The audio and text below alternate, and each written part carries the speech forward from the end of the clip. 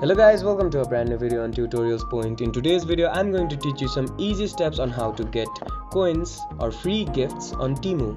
Now, firstly, to get free gifts or coins on Temu, make sure that your device is connected to the internet and then open up the Temu application and then log in to your account. After you've logged in, you'll be on this home page of Temu. Now on this page, on the bottom of your screen, you'll see this navigation bar. On that bar, go ahead and click on this U icon, which will lead you to your profile.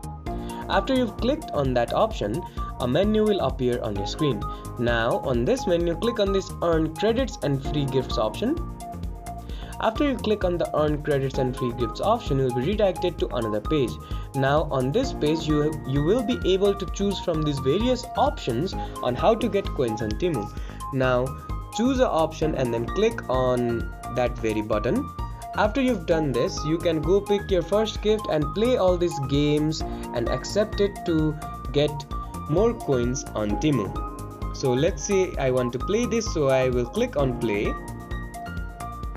After I've done that, as you can see, my spin landed on 100% off. So I get the top award and then I will get one item for 100% off.